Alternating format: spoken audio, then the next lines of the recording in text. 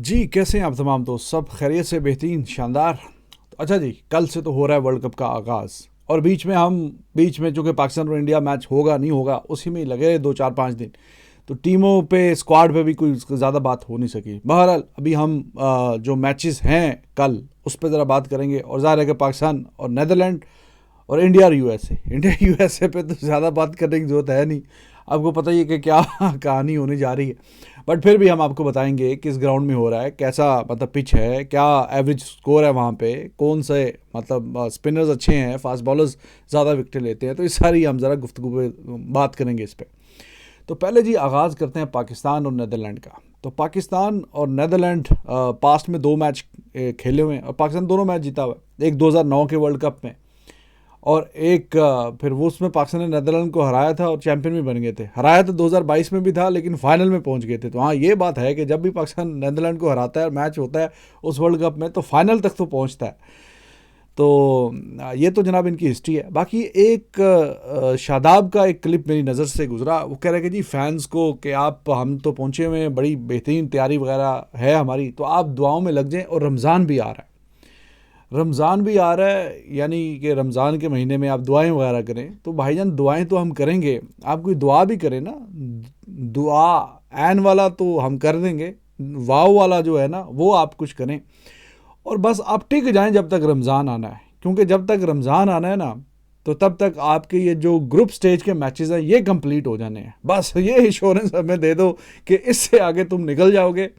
तो उसके बाद फिर चलो हम भी कोई दुआएं करेंगे, और तुम लोग भी मेहनत करना। क्योंकि पाकिस्तान का ये 7 तारीख को मैच है, फिर 12 को मैच है, 15 को इंडिया वाला वैसे ही अभी तक टिके हुए कि नहीं खेलना, और फिर 18 तारीख को मैच है। तो रमज़ान का महीना जो है ना, वो ये 18 19 तारीख के आसपास ही कहीं शुरू होगा। तो बस तुसी मेहरबानी करके ना उदों तक टिके रहना। ये ना हो कि कम ख़राब हो जाए। तो लास्ट टाइम भी जो यूएसए से, चलो वो कल सलमान अली आगा से भी सवाल हुआ, यूएसए से हार गए थे, ओ ठीक है यार, हो गया अब हो गया, अब नया टूर्नामेंट है, नया हमारी टीम में है। तो बस ये मेहरबानी है कि तुम रमज़ान के आने तक ना टिक जाना टूर्नामेंट में। बारिश वगैरह भी है ना, और इंडिया के साथ मैच भी नहीं खेलना, तो ये सारी चीज़ें भी जहन में रखनी होती हैं। तो खैर मैच जो है ये सेंहालीज स्टेडियम में खेला जाएगा। पाकिस्तान ने कोलंबो में ही रहना है। कोलंबो में एक तो प्रेमादासा स्टेडियम है और दूसरा ये है। तो प्रेमादासा स्टेडियम में इंडिया के साथ मैच है, और वो इंडिया के साथ अब मैच पता नहीं होता है कि नहीं होता। बाकी ये नया ग्राउंड है, इतने मैचेस इसमें हुए नहीं, तो यहाँ पे ये मैच होगा। तो मैच है नीदरलैंड के साथ। तो मैंने आपको 2 मैच तो बता दिए पाकिस्तान ने जब इनके साथ खेले हैं, लेकिन नीदरलैंड की जो टीम है ना, वो बीच बीच में सरप्राइज़ करती रहती है। तो 2022 के वर्ल्ड कप में उन्होंने जब साउथ अफ्रीका को हरा दिया ना, हम भी सुबह सुबह वो like that was the last day of I think group matches. तो दिल दुखी था कि पाकिस्तान बाहर होने वाला है, क्योंकि इंडिया से भी हार गया था, जिम्बाब्वे से भी हार गया था।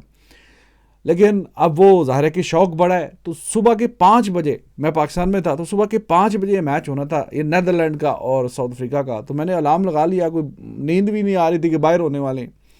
तो कोई रात को कोई 12 1 बजे मैं सोया, लेकिन पक्का मैंने अलार्म लगाया कि मैंने उठ के एक एक बॉल ज़रूर देखनी है, शायद कि कोई राह निकल आए।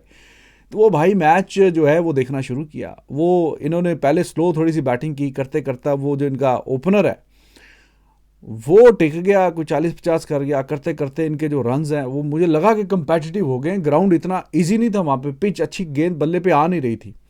और करते कराते जनाब साउथ अफ्रीका जो है वो बाहर हो गया, और हमने लुटियाँ डाल दी। बाजी कमाल हो गया। अब पाकिस्तान बांग्लादेश को हरा के आगे जा सकता है, राह हमार हो गई है। तो जब पाकिस्तान का तब कैप्टन बाबर आजम अंदर जा रहा था और ये बाहर आ रहा था नीदरलैंड का कप्तान, तो ये कह रहा था कि अब आप अपना मैच जीत जाना।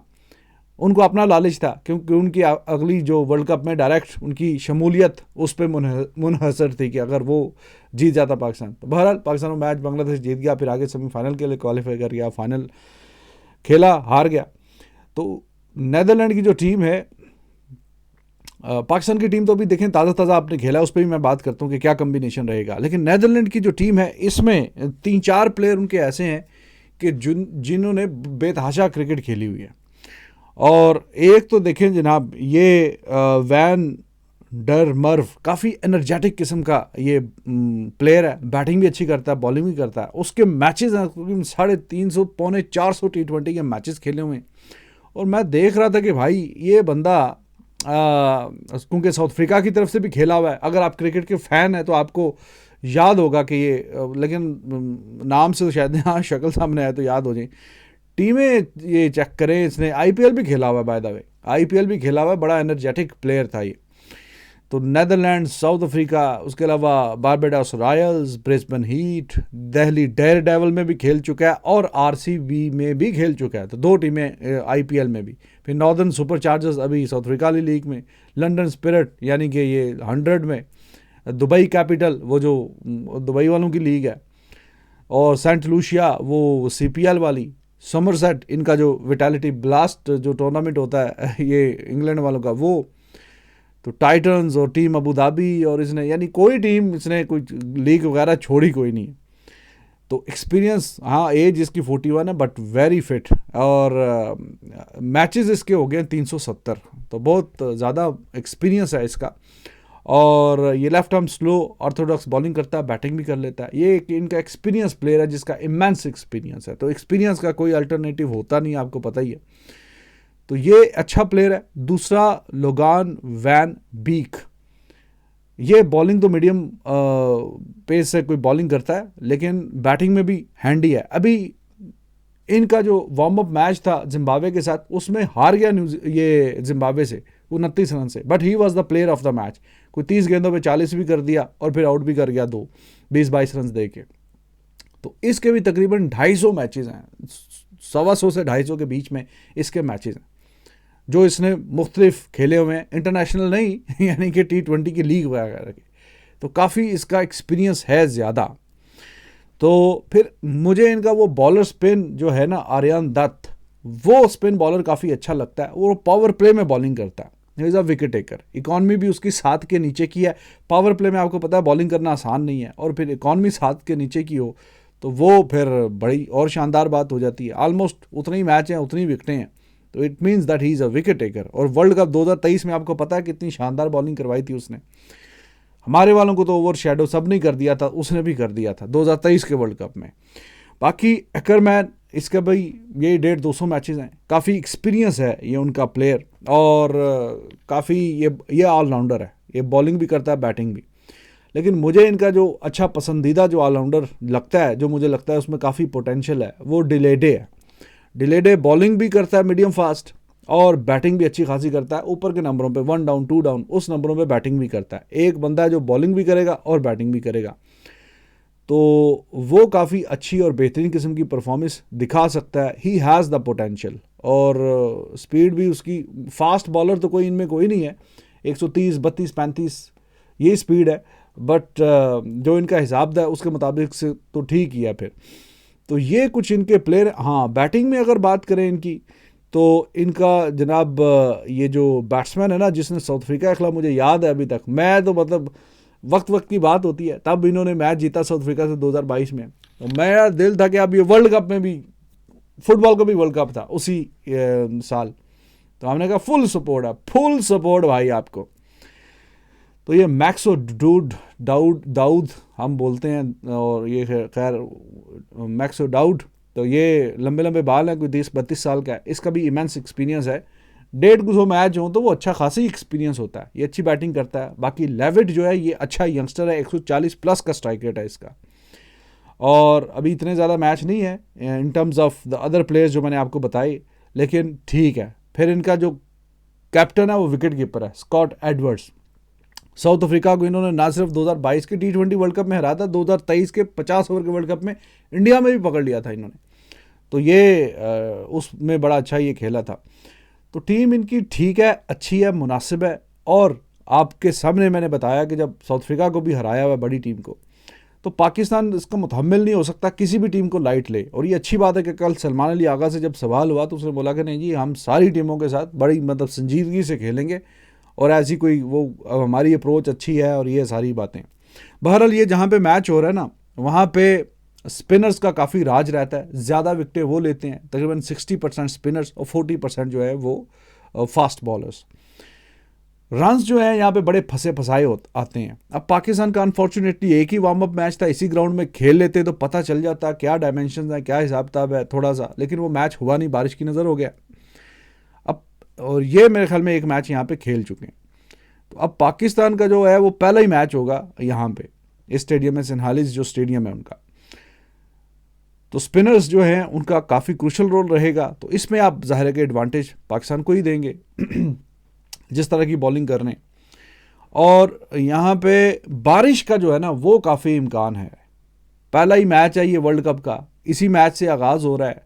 2026 T20 वर्ल्ड कप का पहला मैच है, 3 मैच खेले जाएंगे। पहले ये है, फिर हम देखेंगे वेस्ट इंडीज़ और स्कॉटलैंड का मैच है, फिर तीसरा जो मैच है वो इंडिया और यूएसए का मैच है। तो ये है जी हिसाब किताब।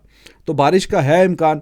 अब देखें, एक तो T20 गेम छोटा है, इसमें थोड़ी सी गड़बड़ हुई तो आगे पीछे काम हो जाता है। और अगर बारिश आ जाए तो फिर टीमें, मेरे ख्याल में जो भी टॉस जीतेगा they would prefer to bowl first. जब बारिश वगैरह आ रही हो तो फिर आपको होता है कि यार ठीक है, बाद में जो भी टारगेट मिलेगा हम देख लेंगे, तो पहले हम बॉलिंग कर लें। तो और जो यहाँ पे जो चेज करने वाली टीमें हैं वो 5 मैच जीती हैं, जिन्होंने पहले बैटिंग किया वो 3 मैच जीते हैं। तो ये भी आपको बताता है कि चेज करने वाले के रिकॉर्ड ज़्यादा है। और जो टोटल है वो कोई 115-20 का टोटल 118 था मेरे ख्याल में, या 20, 118-20 टोटल जो है एवरेज बन रहा है जो पहले बैटिंग कर रहे हैं। जो बाद में कर रहे हैं वो भी 106-7 पे पहुँच रहे हैं, एवरेज है जो यहाँ पे। तो इसका मतलब है फंसे फंसाए किस्म के टोटल हैं, पिच वैसी है जो पास्ट में हुआ है वो। और आपको पता है जब T20 का वर्ल्ड कप आता है तो आईसीसी ज़रा पिचों वगैरह की निगरानी खुद करता है। तो अब शायद कि कुछ उन्होंने तब्दीली किया है, लेकिन अगर उसी तरह की फंसी फंसाई पिचेस हैं तो एडवांटेज तो चलो है पाकिस्तान के पास, अच्छा स्पिन अटैक है। लेकिन इस तरह की जब पिच होती है ना तो फिर जो टीम हल्की भी हो तो उसका भी बीच में रहता है हिसाब किताब कि हाँ वो अपसेट कर सकती है। तो एक बारिश है और दूसरा पिच ऐसी है, तो जितने ओवर कम होते जाएंगे, मैं जो बात कर रहा था कि 20 ओवर, और 20 ओवर की गेम में चलो फिर भी आपको एक हल्की टीम है, आपकी तगड़ी टीम है, तो you can get the opportunity to come back again. लेकिन अगर वो शॉर्ट हो जाए, 10 ओवर का मैच हो जाए, 12 ओवर का हो जाए, तो फिर यू नेवर नो, और ज़्यादा कम होता जाता है ना। जैसे कि सुपर ओवर पे बात चली जाए तो पता नहीं चलता ना कौन जीतेगी, हल्की टीम भी जीत जाती है। यूएसए जीत गया था पाकिस्तान से 2024 के T20 वर्ल्ड कप में। तो जितने ओवर कम होते जाएंगे, जो हल्की टीम है वो भी गेम में उतनी कुछ ना कुछ रहेगी। तो वो एक्सपेक्ट के पाकिस्तान मैच जीत के पहला एक अच्छा ज़रा दिल की धड़कनें जो है ना हमारी वो गई नॉर्मल रहनी चाहिए। ऐसा नहीं कि मैच में जो दिल की धड़कनें आसमान ज़मीन पे आ रही हैं कि पता नहीं क्या होना है क्या नहीं होना। भाई पहला ही मैच था यूएसए के खिलाफ 2024 के T20 वर्ल्ड कप में। मैं तो न्यूयॉर्क में रहा, मैं उधर गया भी नहीं। मैंने कहा चलो अब वो डलास में जाके वो मैच था, मैं उसमें मैंने कहा वो तो चलो जीत के इधर ही मैच होने हैं सर, इधर ही रुक जाते हैं। वो उधर ही वो कांट ऐसा किया इन्होंने कि वो पहला ही दिन इतना बाजार गुजरा। तो आई होप कि अब ये जो पहला दिन है इससे कोई अच्छा कोई आगाज़ ये हो। और जैसे कि वो शादाब कह रहे जी आप दुआएं करना, हम दुआएं कर लेंगे, लेकिन आप रमज़ान तक टिके रहना। और उसमें फिर अब ये वाले जो मैचेस हैं ना ये बड़े वाइटल हैं। आपने क्या हुआ कि इंडिया के खिलाफ नहीं खेलना, तो फिर आपके पास एक तो बारिश वगैरह का भी आपने देखना है हिसाब तब, और जो हल्की टीमों के खिलाफ है, और वो अगर इंडिया के खिलाफ नहीं खेलेंगे वो भी सुनने में आ रहा है कि नेट रन रेट काफ़ी नीचे चला जाएगा। तो आप मुतहम्मिल हो नहीं सकते। मैच जो है आपने ये तीनों ही जीतने हैं तो फिर ही कोई हिसाब बनेगा, आप अपने दम पे फिर ही आगे जा सकते हैं, क्योंकि इंडिया तो तीनों को रगड़ देगा। लेकिन अब हमारा जो है वो हिसाब तब ज़रा डिफरेंट रहता है। तो पाकिस्तान को बेस्ट क्रिकेट खेलनी पड़ेगी। अब देखते हैं कि अगर ये स्पिनर्स को अच्छी असिस्ट कर रही है तो they should bring Usman Tariq as well in playing 11। Batting लंबी लंबी लंबी इतनी लंबी, आप बॉलिंग तगड़ी करें, इब्रार और उस्मान तारिक दोनों को उतारें बीच में, और मेक श्योर करें कि अगर स्पिनर्स को ये अच्छी मदद दे रही है तो फिर आपने ज़्यादा ओवर स्पिनर्स ही कराने हैं। एक फ़हीम अशरफ को डालने और एक मेन जो है फास्ट बॉलर शाहीन वगैरह को डालना है तो उसको डालने। तो ये आप रखें कम्बिनेशन। ऊपर का क्या रहता है कम्बिनेशन वो अब देखने वाला है हिसाब किताब के क्या बनेगा। लेकिन अगर मेरे ख्याल में फ़हीम अशरफ बीच में खेल लेगा तो फिर बैटिंग में काफ़ी डेप्थ आ जाएगी, और उसको खेलना भी चाहिए। ऊपर से अब कौन बाहर जाएगा, फ़खर बाहर बैठेगा कि नहीं बैठेगा, वो खैर बात की बात है कि किस कम्बिनेशन के साथ ये जाते हैं। और अगर तो ये एक स्पेशलिस्ट फास्ट बॉलर्स के साथ गए तो फिर आई थिंक फ़खर की भी गुंजाइश बन जाएगी बीच में। सो लेट्स सी कि पाकिस्तान की किस प्लेइंग 11 के साथ जाता है। हम मज़ीद भी उस पर शाम वाली वीडियो में और बात कर लेंगे। हाँ जी, दूसरे मैच पे आ जाएं जी। अब बात करने की ज़रूरत है या बस वक्त का जो है वो आपका भी वक्त ज़ाया हो या मेरा भी। दूसरा मैच जो है, मतलब वो तो वेस्ट इंडीज स्कॉटलैंड का, but I am talking about India versus USA. उस मैच की मैं बात कर रहा हूँ। अच्छा, इसमें कोई बातचीत रह तो नहीं गई? यानी मेरे ख्याल में सारे पॉइंट कवर कर लिए हैं। पिच कैसी है, क्या हिसाब किताब है, कितना एवरेज रन है, और सारा हमने इस पर बात कर ली। तो देखें भाई, अब जो इंडिया और यूएसए वाला मैच है वो वनखाड़े स्टेडियम में है। तो अब बस देखना ये है कि इंडिया ने कितने रन से जीतना है। अगर पहले बैटिंग की तो 250 लगेगा एक दफ़ा, फिर कि नहीं लगेगा। छोटी बाउंड्री है ज़रा निस्बतन, और ड्यू वहाँ पे अच्छी खासी पड़ती है। ये पाकिस्तान वाले मैच में बारिश और इंडिया वाले मैच में वहाँ पे ड्यू का हिसाब किताब रहेगा कि ड्यू, लेकिन दोनों सूरतों में ड्यू आती है नहीं आती, बारिश आती कि नहीं आती, आंधी आती है, तूफान आता है, जो भी आता है, मैच होगा तो फिर उसमें कोई ये 2+2=4 वाली बात है कि इंडिया तो फर्म फेवरेट है। और यूएसए ने 2 मैच खेले हैं, एक इंडिया ए से खेला, हार गए हैं, लेकिन ऑलमोस्ट अच्छे रन 200 के करीब टच कर लिया था। और दूसरा जो मैच इन्होंने न्यूजीलैंड के खिलाफ खेला है उसमें दे केम वेरी क्लोज। न्यूजीलैंड ने बनाए 208 रन, तो इन्होंने कर दिए यूएसए ने 201 रन। और एक ही मैच हुआ है इनका आपस में इंडिया के साथ, ये पिछले ही T20 वर्ल्ड कप में। वो तो पहला इनका वर्ल्ड कप था, ये दूसरा यूएसए वालों का। तो वो मैच जो है वो न्यूयॉर्क की फंसी फसाई पिच पे 120 के आसपास का टोटल। सूर्य कुमार यादव ने अपने करियर की सबसे स्लो 50 बनाई, क्योंकि रिक्वायर्ड ही वो था। ऑलमोस्ट 49 बॉलों में मेरे ख्याल में 50 किया था। तो मैच जीत गया इंडिया। और इस मैच में काफ़ी जो फैंस हैं वो कह रहे थे, क्योंकि थोड़ा सा एंड पे ज़रा मज़ेदार, बहुत ज़्यादा डिमोलिश नहीं किया यूएसए को, तो बीच में कुछ इंडियन फैंस कहते हम तो हारेंगे यार जानबूझ के, क्योंकि पाकिस्तान की जान अटकी हुई थी कि यूएसए अगर ये भी जीत गया फिर तो यूएसए पक्का ही आगे निकल गया, वो कनाडा शनाडा को हरा के। तो बहरहाल मैच अभी भी मुझे याद है। तो ये दूसरी दफ़ा आमने सामने आएंगे T20 वर्ल्ड कप में। तो पिछली दफ़ा का मैंने हाल बता दिया। तो इनमें कुछ प्लेयर्स अच्छे हैं यूएसए की टीम में, ऐसा नहीं कि नहीं है। एक तो वो नेटवालकर, वो तो जब भी मुझे वो सामने याद आता मुझे तो बाबर आजम की बेबसी याद आ जाती है। वो तो आप हाईलाइट भी कभी देखें ना उस मैच की, तो अजीब सा ही कोई लगता है कि क्या खेला है। At one stage Babar Azam had played 24 balls and he had scored just 10 runs. बहुत बांध के रखा था नेटवालकर ने। इंडिया से खेला है और फिर यूएसए चला गया, प्रॉपर जॉब वगैरह भी करता है, अच्छा पढ़ा लिखा है, बॉलिंग अच्छी, लेफ्ट आर्म बॉलिंग करता है, उसकी बॉलिंग मुझे अच्छी पसंद है। दूसरा अली खान एक उनका बॉलर है, वो पाकिस्तान से उसका ताल्लुक, वो मेरे ख्याल में आईपीएल की भी केकेआर में किसी टीम में वो रह चुका है। मैच पता नहीं मिला कि नहीं मिला। और वो ठीक है, अच्छी बॉलिंग कर लेता है। और जब पाकिस्तान को हरा दिया और बाद में किसी एक इंटरव्यू में बोलता था कि इंडिया पाकिस्तान में से एक टीम को हमने हराना था, तो हमने कहा कि ये पाकिस्तान पैनिक कर जाती है, इस पे टारगेट करें। तो ताल्लुक भी पाकिस्तान से ही है। अच्छा, इनके जो कप्तान है ना मुनाक पटेल, उससे कल प्रेस कॉन्फ्रेंस में भी वो किसी ने पूछा जी आप गुजरात में खेले हैं फिर उधर चले गए, सवाल हिंदी में हुआ है, तो फिर आपका मतलब दिल है अभी भी हिंदुस्तानी, कुछ ऐसा वैसा। तो उसने वैसे इंग्लिश में जवाब दिया और कोई लिफ्ट शिफ्ट कराई नहीं है, बड़ा संजीदा चेहरा रखा, और ये वो no we are here to win and this and that. Light moment में कोई बात हुई है तो बंदा लाइट मोमेंट में बात कर देता है, चलो ठीक है, इट्स गुड, यूएसए ने आप लोगों को अपॉर्चुनिटी दी है, आप गए हैं, आप उन्हीं की कोई तारीफ़ कर दें। लेकिन लाइट मोमेंट के जो सवाल है तो थोड़ा सा रिलैक्स होकर जवाब देना चाहिए। तो ठीक है, ये पाकिस्तान के खिलाफ ये भी अच्छा खेल गया था उस मैच में।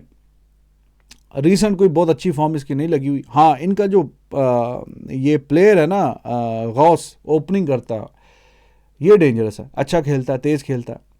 और कृष्णा मूर्ति ये इनका मिडिल ऑर्डर में आके खेलता है। इस बंदे की जो है ना स्पिनर्स के खिलाफ गेम काफ़ी अच्छी है, और ये स्पिनर्स के खिलाफ अच्छे शॉट्स खेलता है। गेंद का ठप्पा ये जल्दी जज कर लेता है। इसको मैंने थोड़ा देखा था यहाँ पे भी जब खेलने आया था, दुबई में भी, ये जो इंटरनेशनल लीग होती है दुबई की, उसमें भी था ये, मेरे ख्याल में पुलाड़ वाली टीम में था। तो ये ठीक लेता है, फिर खेल लेता है। और उसके अलावा हरमीत सिंह हैं, अली खान बॉलर, तो ठीक है इनकी टीम। और ये शुभम लड़का, ये नाम शाम दे के आपको लगेगा कि यूएसए की है, क्योंकि 7-8 लड़के तो इंडिया की हैं प्लेइंग 11 में, और मोहसिन है एक लड़का। तो इनकी टीम ठीक है, एसोसिएट टीम्स की अगर हम बात करते हैं ना, तो अब प्रॉमिसिंग लगती है ये टीम इनकी, but they are up against India. और इंडिया अभी जिस तरह की खेल रहा है क्रिकेट, वो टूर्नामेंट के सबसे बेहतरीन और फेवरेट टीम है वो। कल भी प्रेस कॉन्फ्रेंस में ये सवाल हुए उससे, सूर्य कुमार यादव से, आपके पास कोई प्रेशर तो नहीं होगा, ऐसा तो नहीं होगा, you are the most favourite है और आप जो हैं बड़ी बेहतरीन टीम है, तो उनके अब ये हत्थे चढ़ेंगे। तो दोनों सूरतों में फैंटी तो पड़ेगी इनको, चाहे पहले बैटिंग करें या पहले बॉलिंग करें।